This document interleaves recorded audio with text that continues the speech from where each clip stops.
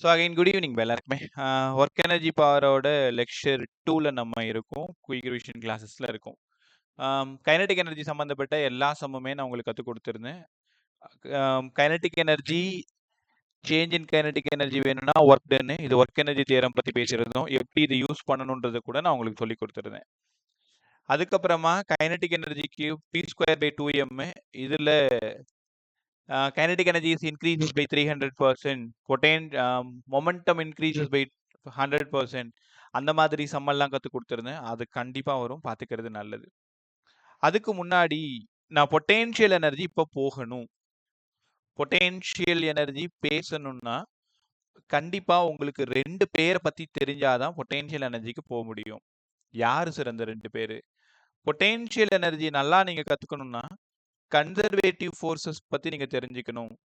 அதே மாதிரி நான் கன்சர்வேட்டிவ் ஃபோர்ஸஸை பற்றி தெரிஞ்சுக்கணும். கன்சர்வேட்டிவ் ஃபோர்ஸஸ், நான் கன்சர்வேட்டிவ் ஃபோர்ஸஸ், கன்சர்வேட்டிவ் ஃபோர்ஸஸ், நான் கன்சர்வேட்டிவ் ஃபோர்ஸஸ். இந்த 2 பேரை பற்றி தெரிஞ்சாதான் உங்களால் பொட்டென்ஷியல் எனர்ஜி படிக்க முடியும்.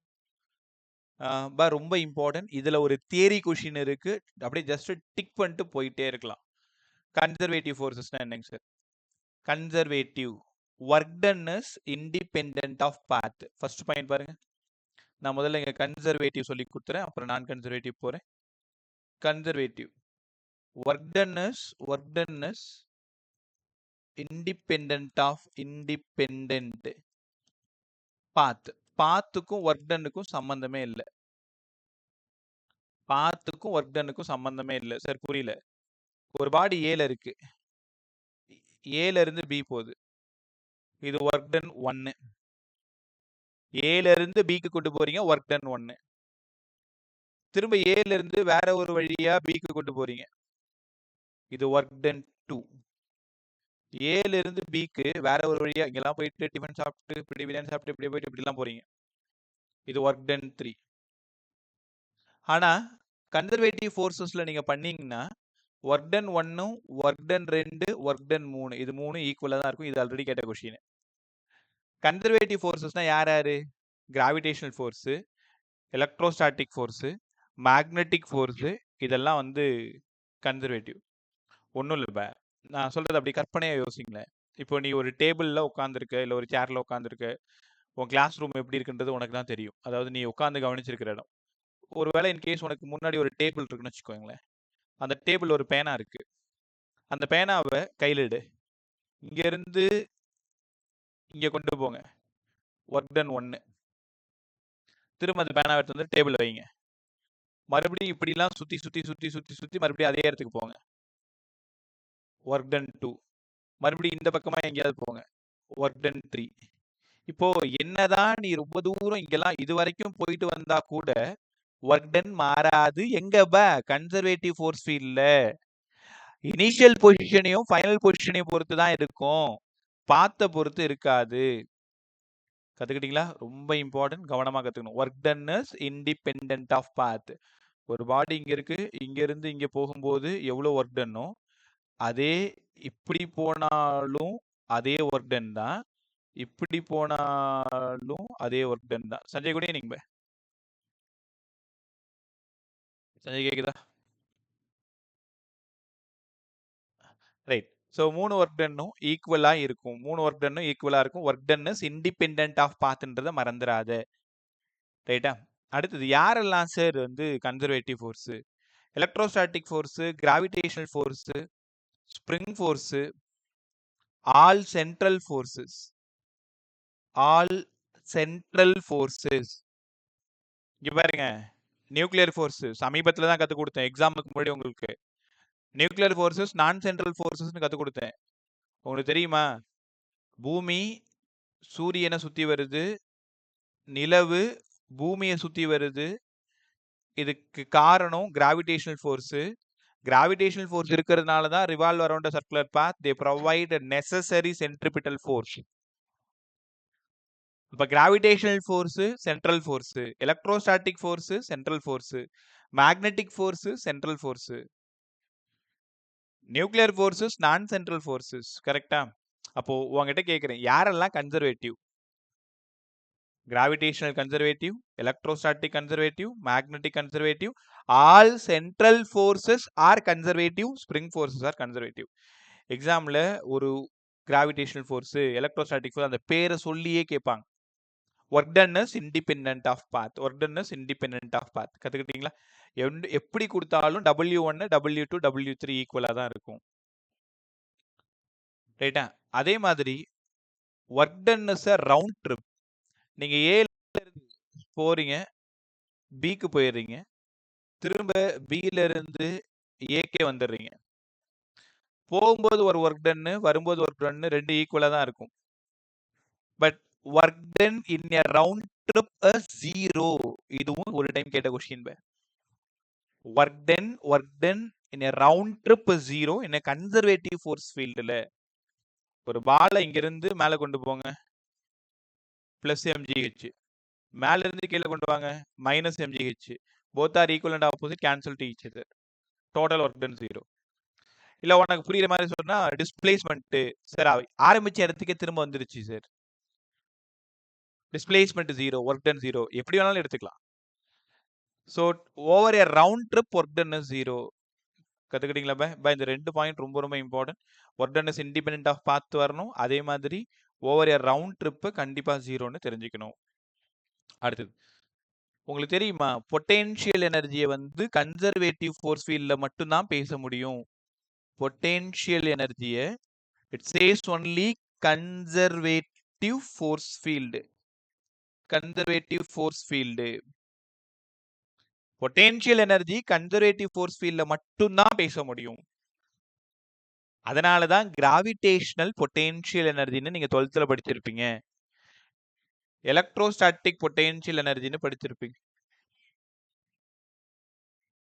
நீ வெளில போக மாட்டியே? சரி போ, கத்தாத போ.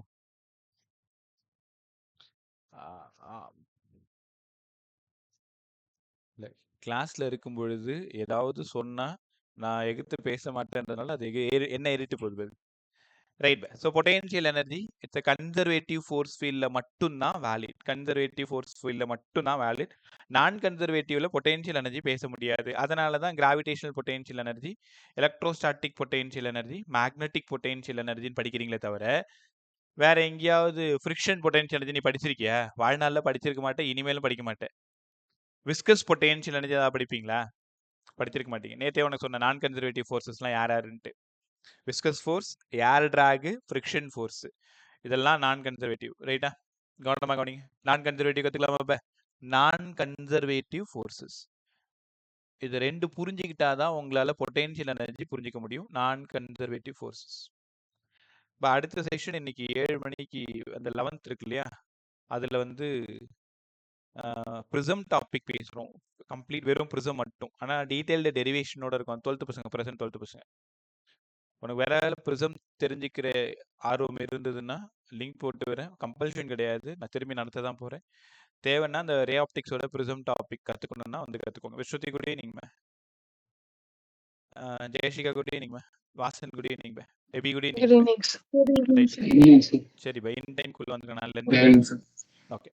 நான் கன்சர்வேட்டிவ் ஃபோர்ஸஸ் யாரெல்லாம் நான் கன்சர்வேட்டிவ் ஃபோர்ஸஸ்? நேத்து கத்து கொடுத்த மாதிரி விஸ்கஸ் நான் கன்சர்வேட்டிவ், ஏர் ரெசிஸ்டன்ஸ் நான் கன்சர்வேட்டிவ், ஃப்ரிக்ஷன் நான் கன்சர்வேட்டிவ். இவங்க நான் கன்சர்வேட்டிவ். ரைட்டா? ரொம்ப முக்கியமான வார்த்தை ஒர்க் டன்னஸ். ஒர்க் டன்னஸ் பாத் டிபெண்டன்ட். பாத் டிபெண்டன்ட் கத்துக்கிட்டீங்களா? போன கேஸ்ல ஒர்க் டன்னஸ் இண்டிபெண்டன்ட்னு சொன்னேன், இங்க டிபெண்டன்ட். பாத்த டிபெண்ட் பண்ணி இருக்கும். என்ன சார் சொல்றீங்க? கவனிங்க. ஏல இருந்து நீங்க கிளம்புறீங்க ஒரு பாடி எடுத்துக்கிட்டு, பிக்கு போறீங்க, இது ஒர்க் டன் 1. வேற ஒரு வழியா பிக்கு வந்துடுறீங்க, ஒர்க் டன் 2. வேற ஒரு வழியா போயிறீங்க, ஒர்க் டன் 3. இந்த 3 ஒர்க் டன் ஈக்குவலா இருக்குமான்னு கேட்டா கண்டிப்பா ஈக்குவலா இருக்காது. Work done 2, work done 3 not equal. ஏன்னா அது நான் கன்சர்வேட்டிவ். Non conservative. கத்துக்கிட்டீங்களா? இப்போ ஒன்றும் இல்லைப்ப, ஒரு பிளாக் ஆஃப் பாடி இருக்கு. இந்த பாடியை ஃப்ரிக்ஷன் ஃபோர்ஸ் இங்கே இருக்குன்னு வச்சுக்கோங்களேன். இந்த பாடியை எஸ் அளவுக்கு இவ்வளோ தூரம் நகர்த்துறீங்க. போகும்போது எவ்வளவு work done? Work done equal to mu M GS. உங்களால உணர முடியும்.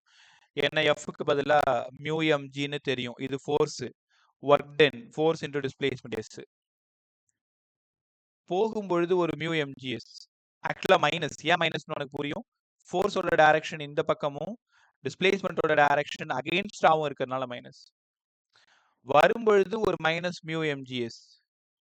அப்ப டோட்டலா பாத்தீங்கன்னா -2 mu m g s which is not equal to 0.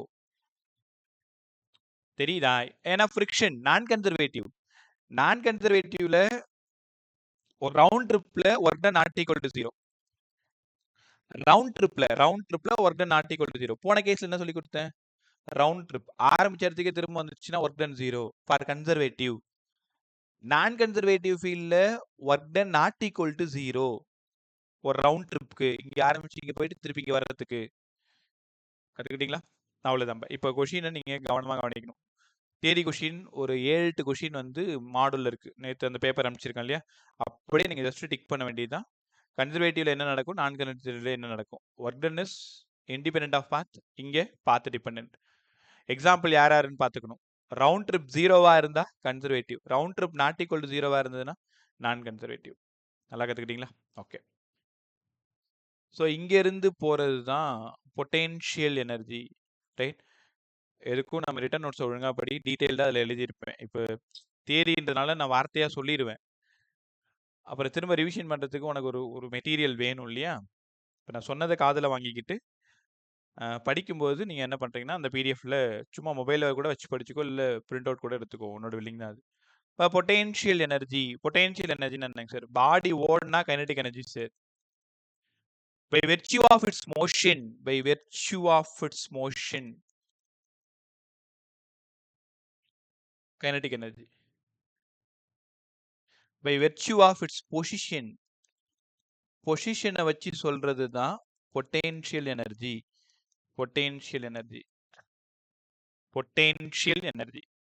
உனக்கு சின்ன புள்ளியில 7வது 8வதுல இருந்து இந்த ஃபார்முலா உனக்கு தெரிஞ்சிருக்கும், எம்ஜிஹெச். ரைட்டா? ஆனா இப்போ நீங்க பெரிய பசங்களா ஆயிட்டீங்க. Gravitational potential energy, electrostatic potential energy, magnetic potential energy, டீடைல்டா ஒரு லெசனையும் கொஞ்சம் கொஞ்சமா படிச்சுட்டே வந்துட்டு இருப்பீங்க. பொட்டென்ஷியல் எனர்ஜி எங்க மட்டும் வேலிட் அப்படின்னா, இப்பதான் சொல்லி கொடுத்தேன், கன்சர்வேட்டிவ் ஃபோர்ஸ் ஃபீல்ட்ல மட்டும்தான் வேலிட். நான் கன்சர்வேட்டிவ் ஃபோர்ஸ் ஃபீல்ட்ல பொட்டென்ஷியல் எனர்ஜியை பத்தி பேச முடியாது. இதெல்லாம் நான் உனக்கு வார்த்தைகளா சொல்லிட்டு இருக்கேன், ரைட்டா? அதே மாதிரி பொட்டென்ஷியல் எனர்ஜி வந்து ஒரு ரிலேட்டிவ் குவான்டிட்டி. ரிலேட்டிவ் குவான்டிட்டினா பொசிஷனை பொறுத்து ரிலேட் பண்றது. இப்போ இதான் ஒரு டேபிள்ல ஒரு பால் இருக்கு. அப்ப இதுதான் ரெஃபரன்ஸ் லெவல். ரெஃபரன்ஸ் லெவல்ல எப்பவுமே பொட்டென்ஷியல் எனர்ஜி 0 தான். ரெஃபரன்ஸ் லெவல்ல இப்போ உனக்கு முன்னாடி ஒரு டேபிள் இருக்கு. அந்த டேபிள்ல ஒரு பேனா இருக்கு. அந்த பேனாவோட பொட்டென்ஷியல் எனர்ஜி 0. நீங்க அந்த பெண்ணை செர்டைன் ஹைட் அப்படியே கையால் நகர்த்தி எடுத்துட்டு போறீங்க, இங்க வந்துட்டீங்க. இப்போ இந்த இடத்துல பொட்டென்ஷியல் எனர்ஜி மேக்ஸிமம். ஏன்னா ஹெச் ஹைட் மேல போயிருக்கு, கீழே இருந்து ஹெச் ஹைட்டுக்கு மேல போயிருக்கு. அப்ப எம்ஜிஹெச். உங்களுக்கு தெரியுமா, பொட்டென்ஷியல் எனர்ஜி மேக்ஸிமமா இருந்தா பாடி அன்ஸ்டேபிள். என்ன கையை எடுத்துரு, அந்த பேனா பொட்டுன்னு கீழே வந்துடும், அங்கேயே அதால இருக்க முடியாது. அப்ப நல்லா கத்துக்குங்க, பொட்டென்ஷியல் எனர்ஜி மேக்ஸிமமா இருந்தா அந்த பாடி அந்த இடத்துல அன்ஸ்டேபிளா இருக்கும். திரும்ப இங்க வந்துருச்சுன்னா பொட்டென்ஷியல் எனர்ஜி 0, இந்த இடத்துல ஸ்டேபிள், அது மாட்டும் உட்காந்து கிடக்கும், stable.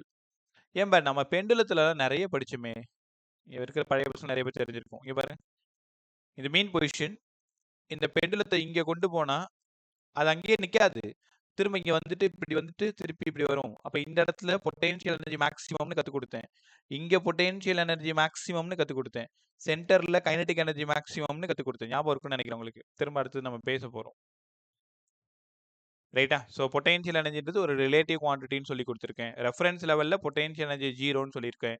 By virtue of its position potential எனர்ஜின்னு உனக்கு நல்லா தெரியும், ரைட்டா? இந்த டாபிக்லேயே ரொம்ப இம்பார்ட்டண்ட்டா ஒரே ஒரு ஈக்குவேஷன் கற்றுக்கலாமா? இதுக்கு பேரு சேஞ்ச் இன் பொட்டென்ஷியல் எனர்ஜி. இதுக்கு பேரு சேஞ்ச் இன் டிஸ்டன்ஸ். ஃபிசிக்ஸ்ல எந்த ஒரு பிசிக்கல் குவான்டிட்டி டிஸ்டன்ஸை பொறுத்து சேஞ்ச் ஆனாலும் அதுக்கு பேரு நீங்க கிரேடியன்ட்னு படிக்கணும். அப்போ இந்த ஈக்குவேஷனோட பேரு potential energy gradient. Potential energy gradient. அப்போ யாருக்கும் யாருக்கும் பிரச்சனை? ஃபோர்ஸ், கன்சர்வேட்டிவ் ஃபோர்ஸ் இருந்தால் தான் பொட்டென்ஷியல் எனர்ஜி இருக்குன்னு சொல்லிட்டேன். அப்போ F equal to minus of due by d X நீங்க இங்க கத்துக்க வேண்டிய ரொம்ப இம்பார்ட்டன்டான equation. F equal to minus of due by d X. அப்போ இது வார்த்தையா சொல்லுங்க. Conservative force, conservative force is equals to negative potential energy gradient.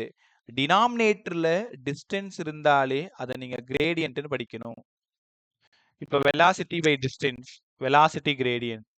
Pressure by distance, pressure gradient. Acceleration by distance, acceleration gradient. அவ்வளவுதான். எந்த ஒரு பிசிக்கல் குவான்டிட்டி கிரேடியன்ட்டை பொறுத்து change ஆனா, அதாவது டிஸ்டன்ஸை பொறுத்து சேஞ்ச் ஆனாலும் அதை நீங்க கிரேடியன்ட்னு கூப்பிடணும். ரைட்டா? F equal to minus of due by DX. இப்போ இந்த ஈக்குவேஷன்ல இருந்து புதுசா ஒரு ஈக்குவேஷன் இந்த உலகத்துக்கு இப்போ வரப்போகுது. Minus d U equal to F dot d X. சரி, இந்த ஈக்குவேஷனை நாங்க எங்கேயோ பார்த்துருக்கோம். எங்க பார்த்தீங்க? Work done, work done. அப்போ work done equal to negative change in potential energy. சூப்பரா இருக்கா? போன கொஞ்ச நேரத்துக்கு நேத்து என்ன பண்ணீங்கன்னா work done equal to change in kinetic எனர்ஜின்னு படிச்சீங்க ஒர்க் எனர்ஜி தியரத்துல. இன்னைக்கு என்ன படிக்கிறீங்க? Work done equal to negative change in potential energy. நல்லா கத்துக்குங்க. இதுக்கப்புறம் வரப்போற எல்லாமே இது சுத்தி சுத்தி தான் வரப்போகுது. ஒர்க் டன் வேணும்னா change in kinetic energy, work done வேணும்னா negative change in potential energy, negative change in potential energy. கத்துக்கிட்டீங்களா? ஓகே. இப்போ ஒரு முக்கியமான விஷயம், டோட்டல் எனர்ஜி வேணும்னா கைனடிக் எனர்ஜியையும் பொட்டென்ஷியல் எனர்ஜியும் ஆட் பண்ணிடணும். ரெண்டு பக்கமும் டிஃபரன்ஷியேட் பண்ணுங்க. del E equal to del U plus del K. யாராவது சொல்ல முடியுமா? இந்த del Uக்கு நான் 0ன்னு கொடுக்குறேன், என்ன காரணம்? இந்த del Eக்கு 0ன்னு கொடுக்குறேன், என்ன காரணமா இருக்கும்?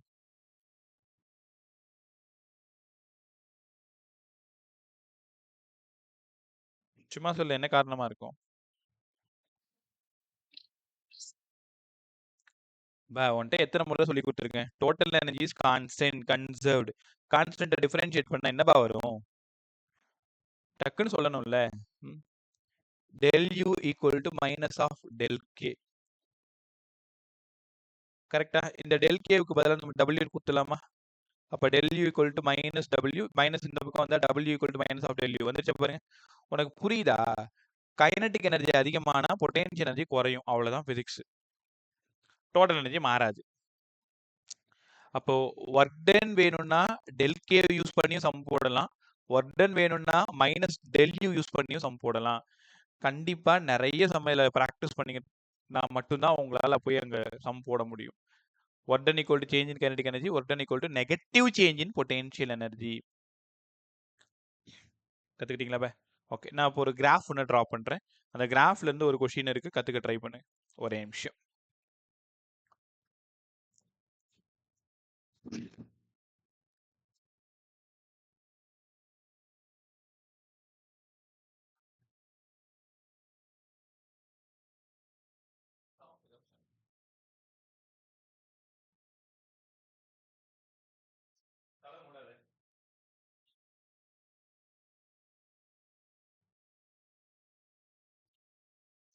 ரைட் பை, பார்க்கலாமா?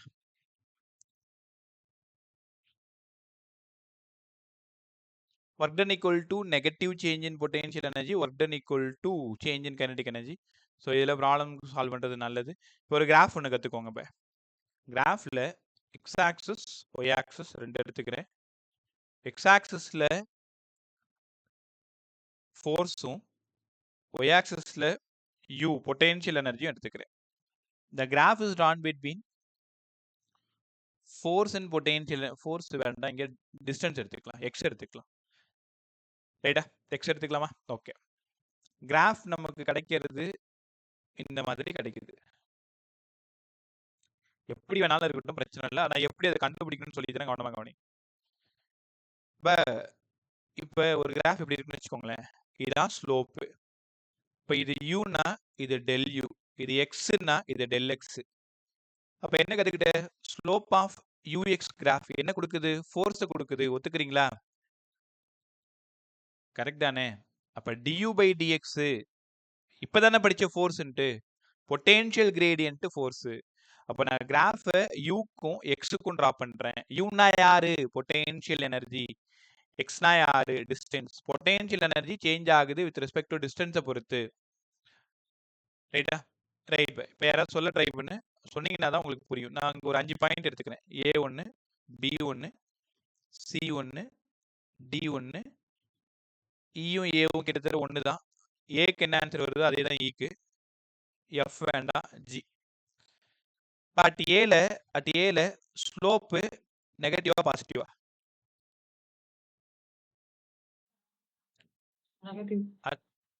சத்தமா சொல்லுங்க. நெகட்டிவ். உங்க சவுண்ட் தான் ரொம்ப கம்மியா இருக்கு. ஏன்னு தெரியல. ஆனா அந்த பசங்க 11th பசங்க பேசும்போது அவனுக்கு கத்தி பேசுறாங்களான்னு எனக்கு தெரியல. பட் சவுண்ட் பிரச்சனையே வர மாட்டேங்குது இந்த கிளாஸ்ல. நீ ஏன் ரொம்ப அமைதியா பேசுறீங்களான்னு எனக்கு புரியல. நான் மட்டும் மைக்க முழுங்கிற மாதிரி கத்தின்னு கிடக்குறேன்ல. சவுண்ட் சொல்லும் பொழுது கொஞ்சம் ஜாஸ்தியா பேசு. ஏன்னா இது டப்பாவ் ஆயிடுச்சு ரொம்ப நாளைக்கு முன்னாடியே. அதை மாத்தணும்னு நினைச்சிட்டு இருக்கேன், மாத்த முடியல. ஓகே. இப்போ ஸ்லோப் வந்து நெகட்டிவ். எஃப்க்கு பதிலா கொஞ்ச நேரத்துக்கு முன்னாடி minus of due by dx சொல்லி கொடுத்தேன். கவனமா கவனி, எப்படி கண்டுபிடிக்கணும்னு சொல்றேன். கொஞ்சம் மேல போ. எஃப் என்னன்னா இங்க ஒரு மைனஸ் ஆல்ரெடி இருக்கு. அட் ஏ இருக்குல்ல, அட் ஏல slope negative. Minus of minus. அப்ப இந்த இடம் எஃப் பாசிட்டிவ். கத்துக்கிட்டீங்களா? அட் ஏல ஃபோர்ஸ் பாசிட்டிவ். அப்படியே பிக்கு நீங்களே சொல்லுங்க. பியோட ஸ்லோப் எவ்வளோ? வாயத்தர. பியோட ஸ்லோப் எவ்வளோ? இப்ப சொல்லு. பியோட ஸ்லோப் எவ்வளோ? அங்க யூ கான்ஸ்டன்ட் மாதிரி தெரியல. அப்ப யூ கான்ஸ்டன்ட்னா டியூ 0 தானே. இந்த மாதிரி பிளாட்டா இருந்தாலே ஸ்லோப் 0ன்னு உங்களுக்கு தெரியாதா? அப்ப ஃபோர்ஸ் 0. அப்படியே அடி சொல்லுங்க. அடி வாயத்தர. 0. அட்ஜி சொல்லுங்க. 0. ரைட். இப்ப அட் சி சொல்லுங்க. அட் சி ஸ்லோப் பாசிட்டிவா நெகட்டிவா? நெகட்டிவ். அட் சில ஸ்லோப் பாசிட்டிவா இருந்தா எஃப் நெகட்டிவ். அப்ப எஃப் நெகட்டிவ். ஈல சொல்லுங்க. ஈல ஸ்லோப் நெகட்டிவா இருந்தா எஃப் பாசிட்டிவ். நீங்க இது ரொம்ப சாதாரணமா கத்துக்கிட்டீங்க, நல்லாவே கத்துக்கிட்டீங்க. ஆனா இதுக்குள்ளார அவ்வளோ விஷயம் ஒளிஞ்சு இருக்கு. சம் கேட்கும் பொழுது ரொம்ப அழகா உங்களால ஹேண்டில் பண்ண முடியும். இப்ப ஸ்லோப் நெகட்டிவா இருந்தா ஃபோர்ஸ் பாசிட்டிவ். ஏன்னா ஃபார்முலால மைனஸ் ஃப்ரண்ட்ல ஒன்னு இருக்கு. du பை dx வேற ஒரு ஸ்லோப் இருக்கு. At B, at D, at G இந்த இடம்லாம் ஸ்லோப் 0. இப்ப இந்த பாசிட்டிவ் நெகட்டிவ் பத்தி நீ கவலைப்படாத, உனக்கு கண்டுபிடிக்க தெரிஞ்சிருச்சு. எங்கெல்லாம் ஸ்லோப் 0 ஆகுதோ, எஃப் எங்கெல்லாம் 0 ஆயிருக்கோ அங்க மட்டும் கவனிச்சு பாருங்களேன். அந்த இடம் தான் பொசிஷன் ஆஃப் ஈக்லிபிரியம். இப்ப இந்த நேரத்துல நீங்க ஒரு விஷயம் கத்துக்கிறீங்க. உன்னை ஈக்லிபிரியம் பொசிஷன் கண்டுபிடிக்க சொல்லி ஒரு கேள்வி கேட்கறாங்க. காதுல வாங்கு. ஈக்லிபிரியம் பொசிஷனை கண்டுபிடி. அப்படின்னா ஃபோர்ஸ் 0வா இருந்தாதான் அது கண்டிப்பா ஈக்லிபிரியமா இருக்கும். ஈக்லிபிரியம்னா உங்களுக்கு தெரியும், ஸ்டேபிளா இருக்கும், சமநிலையா இருக்கும்னு அர்த்தம். பொசிஷன் ஆஃப் ஈக்லிபிரியம் கண்டுபிடிக்கணும்னா கண்டிப்பா ஃபோர்ஸை நீங்க 0ன்னு சப்ஸ்டிட்யூட் பண்ணி ஆகணும். கத்துக்கிட்டீங்களா? இப்போ இன்னொரு கேள்வி பதில் சொல்லுங்க. ஒரு பாலை இங்க நான் உருட்டி விட்டேன். அந்த பால் வந்து இங்க வந்து இப்படி போயிட்டு இங்க போயிட்டு கடைசியா இங்க வந்துருது. அட் பி என்ன ஈக்லிபிரியமா இருக்கும்னு நினைக்கிறீங்க? ஸ்டேபிளா, அன்ஸ்டேபிளா, நியூட்ரலா?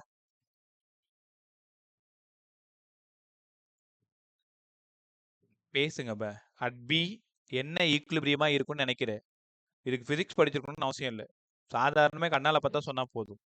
ஸ்டேபிளா, அன்ஸ்டேபிளா, நியூட்ரலான்னு கேட்டேன். நியூட்ரல். இங்கே ஏன் நியூட்ரல் வரப்போகுது? ஒரு பால்ல மேல இருந்து டிராப் பண்றேன். 2-3 டைம் ஆசிலேட் ஆயிட்டு கடைசியா வந்து செட்டில் ஆயிடுது. இது ஸ்டேபிள் ஈக்லிபிரியம். இங்கே பால வச்சீங்கன்னா கண்டிப்பா அந்த இடத்துல ரொம்ப நேரம் அதால இருக்க முடியாது. அதனால அடி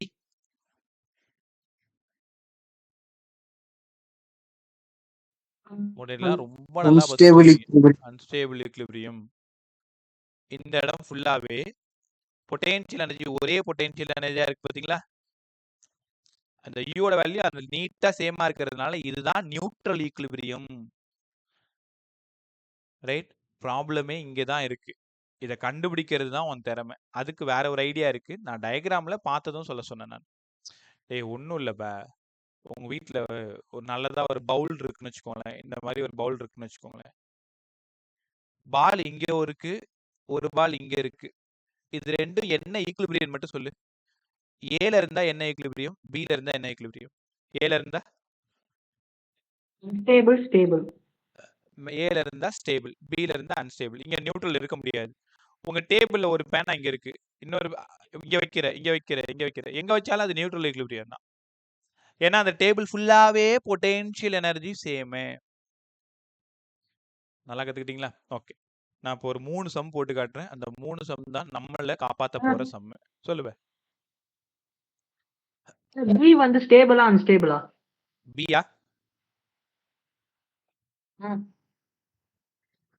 ஒரு நிமிஷம் ஒரு நிமிஷம்.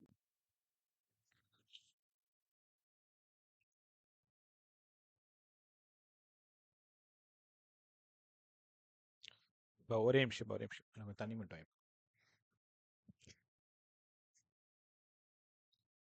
பி இப்போ ஏல வைக்கும்போது அதால அங்க இருக்க முடியாது. அங்க இருந்து ஒரு 10 டைமாவது இப்படி இப்படி ஆசிலேட் ஆகி ஆசிலேட் ஆகி ஆசிலேட் ஆகி கடைசியா எங்க செட்டில் ஆயிடும். பி ஸ்டேபிள் ஈக்லிபிரியம், ஏ அன்ஸ்டேபிள் ஈக்லிபிரியம். எல்லா இடத்துலயும் பொட்டன்ஷியல் எனர்ஜி சேமா இருந்தா நியூட்ரல் ஈக்லிபிரியம். ரைட்டா? ஒரே நிமிஷம் பாருங்களேன். அதே பவுல இப்படி கவுத்து வச்சிருங்க. பால இங்க வச்சீங்கன்னா அன்ஸ்டேபிள் ஈக்லிபிரியம். ரைட்டா? ஓகே, இதை சும்மா பார்த்ததும் கண்டுபிடிக்கிறதுக்கு உங்களுக்கு புரியறதுக்காக சொன்னேன். ஆனா பார்த்ததெல்லாம் கண்டுபிடிக்க முடியாது. டயக்ராம் இருந்தா தான் கண்டுபிடிக்கலாம். ஈக்குவேஷன்ல போய் அப்படிலாம் விளையாட முடியாது நம்ம. இப்போ நான் உங்களுக்கு 3 ப்ராப்ளம் கற்றுக் கொடுக்க போறேன். அந்த 3 ப்ராப்ளம் தான் நம்மளை காப்பாற்ற போறது. என்னையும் நான் சேர்த்துக்கிறேன். எப்படி சார் சால்வ் பண்றது? எல்லாரும் கேர்ஃபுல்லாக கற்றுக்கும். ஃபர்ஸ்ட் சம் மட்டும் தான் நான் போடுவேன். செகண்ட் தேர்ட் நீங்க தான் எழுதணும். ax² - bx. என்னென்ன கேட்குறாங்கன்னா, find the expression of force. ஃபோர்ஸுக்கு ஈக்குவேஷன் எழுதுங்க.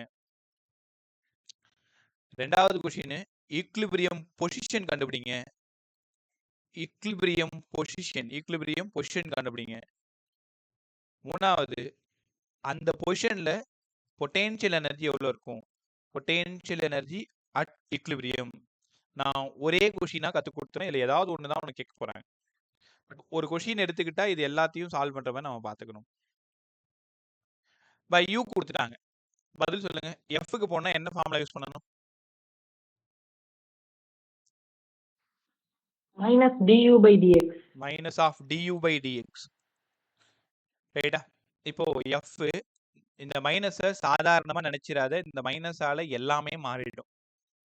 எப்படின்னு தோ தெரிஞ்சுக்க போற. மைனஸ் அப்படியே வெளில வச்சுக்கோ. எக்ஸை பொறுத்து டிஃபரன்ஷியேட் பண்ணு. 2ax மைனஸ் பி உங்களுக்கு டிஃபரன்ஷியேட் பண்ண தெரியும். இப்போ இந்த மைனஸை உள்ள தள்ளிடு. அப்ப எஃபோடது b மைனஸ் 2ax. இதை மட்டும் தனியா பாக்ஸ் போட்டு ஃபர்ஸ்ட் கொஸ்டினுக்கு ஆன்சர்னு சொல்லிடுங்க. f = b minus 2ax. f = b minus 2ax. Right. ரெண்டாவது ஐடியா என்ன சொல்லி கொடுத்தேன்? ஈக்லிபிரியம் பொசிஷன் வேணும்னா என்ன பண்ணணும்னு சொன்னேன்?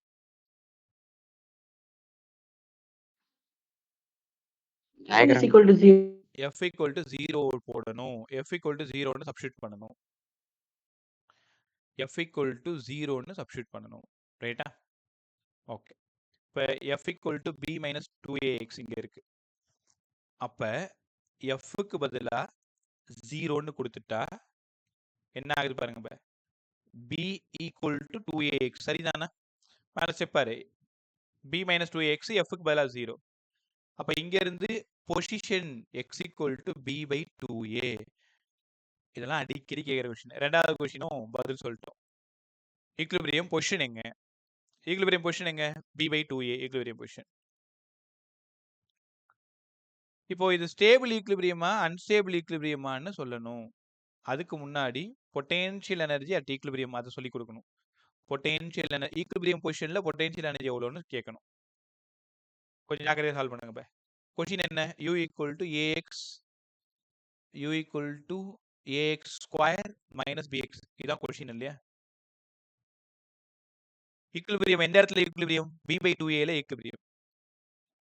அப்ப அந்த இடத்துல பொட்டென்ஷியல் எனர்ஜி வேணும்னு கேட்டாங்கன்னா a எக்ஸுக்கு பதிலா b பை 2a, இங்க ஸ்கொயர் இருக்கிறதுனால b square by 4a square minus b by 2a. மூணாவது கொஸ்டின் உங்களுக்கு தெரிஞ்சுதா? மூணாவது கொஸ்டின் என்ன கேட்டாங்க? Find the potential energy at equilibrium. Potential energy at equilibrium. அந்த ஈக்குலிபிரியம் பொசிஷன்ல எவ்வளவு பொட்டென்ஷியல் எனர்ஜி? அப்ப எக்ஸை கொண்டு வந்து யூல சப்ஸ்டியூட் பண்ணணும். ஒரு ஏக்கு ஒரு ஏ போய் சேர்ந்துடும். b square by 4a b square by 2a 4a b square minus 2b square. LCM எடுப்பீங்களே, இது 4a இது 2a, மேலேயும் b ஸ்கொயர் சால்வ் பண்ணீங்கன்னா minus b square by 4a minus b square by 4a. இது மூணாவது கேள்விக்கான பதில். ரைட்டா? பொறுமையா பாரு, புரியலன்னா என்கிட்ட சொல்லிடு. u equal to ax square minus bx square ஒரு ஃபார்முலா கொடுத்து ஃபோர்ஸோட எக்ஸ்பிரஷன் தாராளமா கேட்கலாம். ஈக்குலிபிரியம் பொசிஷன் கேட்கலாம். பொட்டென்ஷியல் எனர்ஜி அட் ஈக்குலிபிரியம் கேட்கலாம். இதெல்லாம் விட கடைசி கொஸ்டின் தான் ரொம்ப ரொம்ப இம்பார்ட்டன்ட். நாலாவது கொஸ்டின். இது ஸ்டேபிள் ஈக்குலிபிரியமா அன்ஸ்டேபிள் ஈக்குலிபிரியமா நியூட்ரல் ஈக்குலிபிரியமான்னு கண்டுபிடிக்கணும். சார் ஸ்டேபிளா அன்ஸ்டேபிளா நியூட்ரலான்னு கண்டுபிடிக்கணும். அதுக்கு நீங்க என்ன பண்ணணும்? மறுபடியும் u எடுத்துக்கணும். ax ஸ்கொயர் மைனஸ் bx கொடுத்துருக்காங்க. இதை மறுபடியும் ஒரு டைம் கவனமா கவனி. இங்கதான் சிக்கல். இங்க f கண்டுபிடிக்க கூடாது. fனா நீங்க minus of du by dx போடணும்.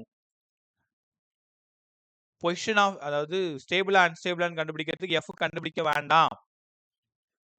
ஆனா இன்னொரு டைம் டிஃபரன்ஷியேட் பண்ணணும். டிஃபரன்ஷியேட் பண்ணா 2ax மைனஸ் b. இன்னொரு டைம் டிஃபரன்ஷியேட் பண்ணணும் 2a. கொஸ்டின்ல a பாசிட்டிவ் வேல்யூன்னு அவங்களே கொடுத்துட்டாங்க. அப்போ d square u by dx square பாசிட்டிவா ஆன்சர் வந்துச்சுன்னா, கேர்ஃபுல்லா கவனி, d square u by dx square positive value வந்துச்சுன்னா இது stable equilibrium. d square u by dx square நெகட்டிவா வந்துச்சுன்னா கண்டிப்பா அன்ஸ்டேபிள் ஈக்குலிபிரியம்னு டிக் பண்ணணும். d square u by dx square 0. ஒரு நிமிஷம், அதுக்குள்ள எங்கேயோ காணாம போயிடுச்சு. ஒரு நிமிஷம் பஸ்.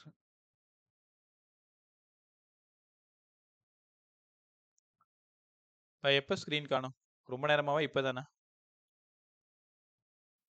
சார் ஒரு 10 செகண்ட்ஸ் இருக்கும் சார். 10 செகண்ட்ஸா இருக்கு, காணாம போயிடுச்சா?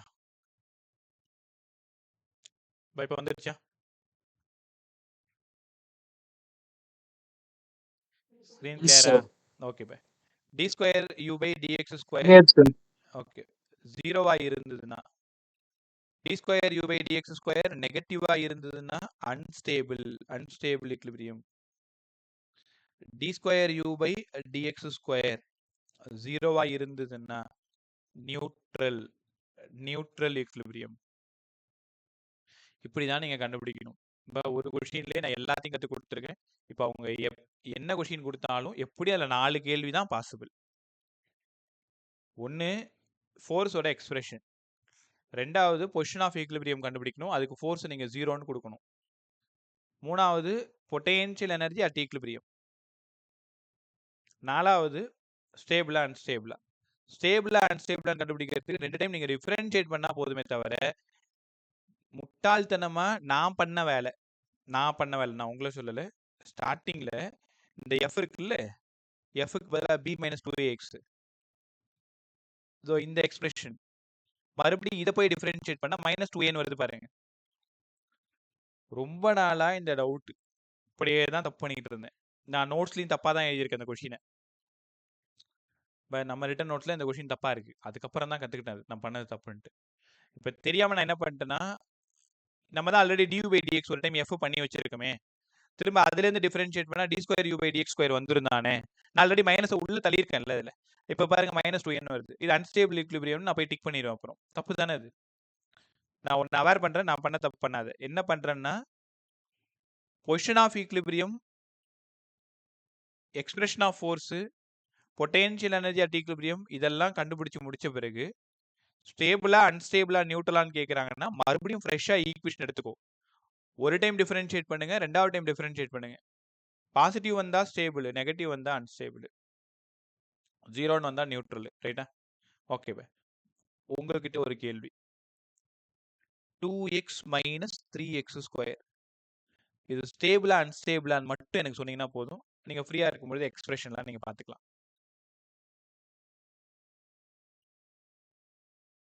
ஸ்டேபிள் ஈக்லிபிரியமா அன்ஸ்டேபிள் ஈக்லிபிரியமா?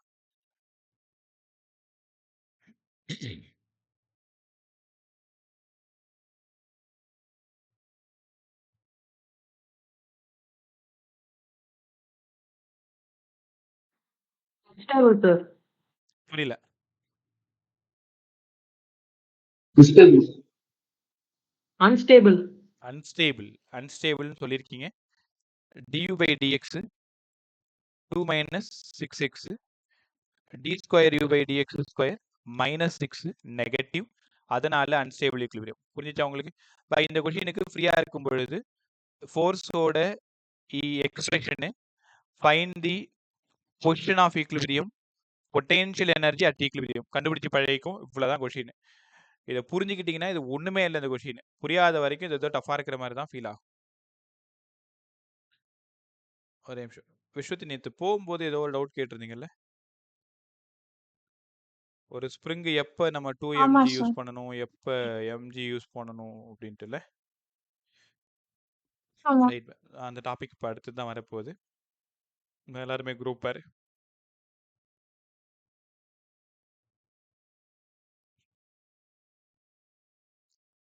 குரூப் பாருங்கப்பா எல்லாருமே. குரூப்பில் செகண்ட் பேஜ் அப்படி கீழே பவருக்கு கொஞ்சம் மேலே இருக்கு பாரு. அங்கே எழுதியிருக்கேன் பாருமா தெளிவா. அதாவது நீ ஒன்றுமே பண்ணலை, ஜஸ்ட் ஈக்குலிபிரியமில் இருக்கும் பொழுது தான் mg/k. நீ சடனா மேக்ஸிமம் எக்ஸ்டென்ஷன் வரைக்கும் புல் பண்ணி விட்டுட்டு அப்படின்னா 2mg/k. கரெக்டா? நேற்று தானே சொன்னேன்.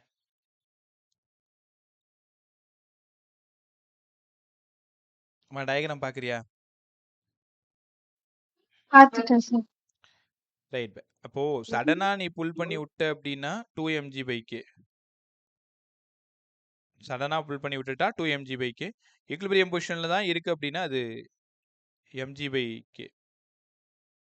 மோனிஷ், நீனும் கேட்டிருக்கீங்க என்னது? when can I get those written notes? குரூப்ல இருக்கடா. மோனிஷ் மைக் ஆன் பண்ணு.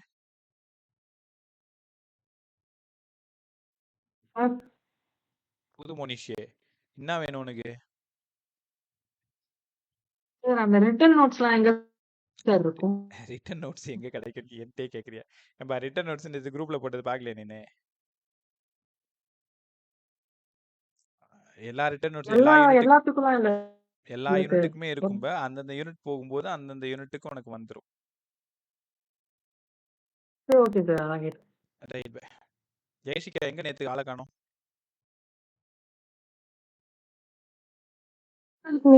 Exam sir. எக்ஸாம் போயிட்டு இருக்கு. இன்னைக்கு தரணியை காணோம். அப்புறம் யாரு? சரிப்பா, இப்போ கிளாஸ் மிஸ் பண்ணாரு. அப்படியே என்ன பண்ண போற? வெறும் 1.5 மணி நேரம் 1.25 மணி நேரம் இருக்க போறீங்க. மோனிஷை காணோம். எப்போ exam? Biology Darsha, Hema?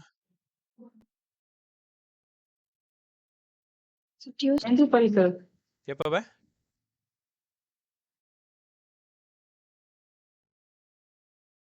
Tuesday sir, 25. டியூஸ்டேவா? சரிப்பா, ஓகே. சரி, அடுத்து ஸ்ப்ரிங் போயிடலாமா? ஸ்ரீனிவாஸ், நீ கேட்ட ஸ்ப்ரிங் கொஷின் இப்பதான் வருது. இன்னைக்கு ஸ்ப்ரிங்கோட பேசிக் முடிச்சாதான் பிளாக் வித் ஸ்ப்ரிங் கத்துக்க முடியும். தெரியுதா?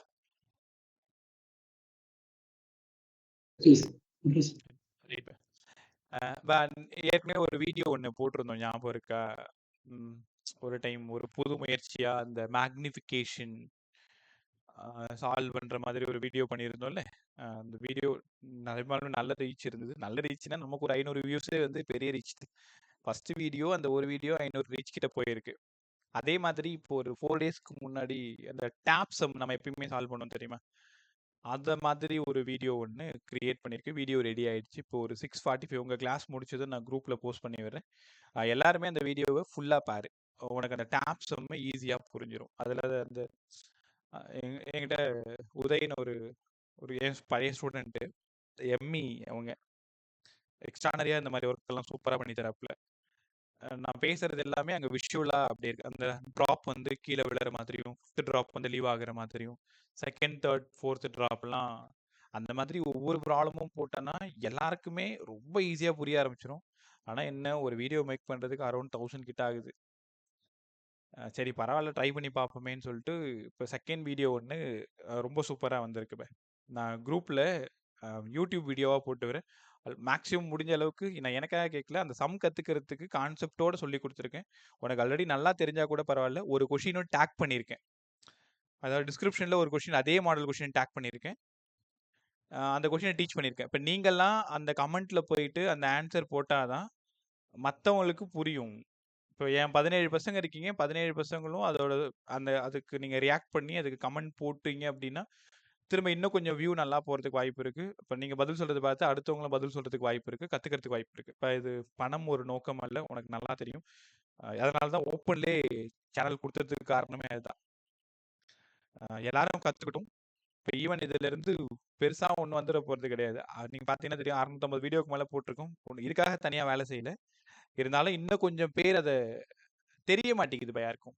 ஸோ நீங்கள் போடக்கூடிய ஒவ்வொரு வீடியோவுக்கும் ஏதோ ஒரு சின்ன கமெண்ட்டோ இல்லைனா ஏதோ ஒரு இல்லை நான் திட்டியாவது நீ ஏதாவது கமெண்ட் போட்டால் கூட பரவாயில்ல.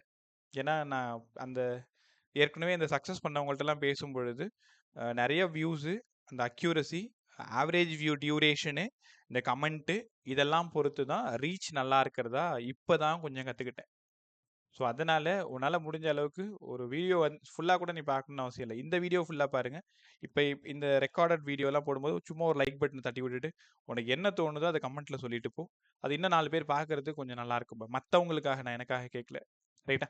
ஸோ u = 2x - 3x² இது சால்வ் பண்ணும்பொழுது நெகட்டிவ்ன்றதுனால இது அன்ஸ்டேபிள் ஈக்லிபிரியம்னு பிரமாதமாக கற்றுக்கிட்டீங்க. அப்படியே ஸ்ப்ரிங் கொஷின்குள்ளார போயிடலாமா? ரைட். ஸ்ப்ரிங் இந்த மாதிரி இருந்ததுன்னா ஒண்ணுமே பண்ணல, கம்முன்னு அப்படியே இருக்கு. இந்த இடம் கரெக்டா மெயின் பொசிஷன் x = 0. இந்த ஸ்ப்ரிங்கோட பேரு ரிலாக்ஸ்டு ஸ்ப்ரிங். Relaxed spring. அடுத்தது நான் சும்மா இல்லாம அந்த ஸ்ப்ரிங்கை எக்ஸ்டெண்ட் பண்றேன். எக்ஸ் அளவுக்கு எக்ஸ்டெண்ட் பண்றேன். இதுக்கு பேரு எக்ஸ்டெண்டட் ஸ்ப்ரிங். Extended spring. கொஞ்ச நேரம் டிஸ்டர்ப் பண்ண போ. எழுதுனா போய் பேனா எடுத்து எழுது. போனை பார்த்தா எழுதுவாங்களா? சரி அப்புறமா தரேன் போ. இதுக்கு பேரு கம்ப்ரஸ்டு ஸ்ப்ரிங். எக்ஸ் அளவுக்கு கம்ப்ரஸ் ஆயிருக்கு, compressed spring. Normal spring relaxed spring, extended spring, extended spring, compressed spring, compressed spring. உங்களுக்கு தெரியுமா, ஒருவேளை எக்ஸ்டர்னல் ஃபோர்ஸ் நான் இந்த பக்கம் கொடுத்தேன் அப்படின்னா ரீஸ்டோரிங் ஃபோர்ஸ் அதுக்கு அகைன்ஸ்டா இருக்கும்னு நீங்க புரிஞ்சுக்கணும். எக்ஸ்டர்னல் ஃபோர்ஸுக்கு அகைன்ஸ்டா இருக்கிறது தான் ரீஸ்டோரிங் ஃபோர்ஸ். இங்க எக்ஸ்டர்னல் ஃபோர்ஸ் உள்ள இருக்கு, ரீஸ்டோரிங் ஃபோர்ஸ் அவுட்வர்ட் வெளில வருது. நிதானமா பாருங்க. எக்ஸ்டர்னல் ஃபோர்ஸும் ரீஸ்டோரிங் ஃபோர்ஸும் ஒரே அளவு தான் இருக்கும். Magnitude wise both are equal. Magnitude wise both are equal, but direction opposite. ஐயோ அப்பா அம்மாவுக்கு லைட் எடுத்து போய் கொடு.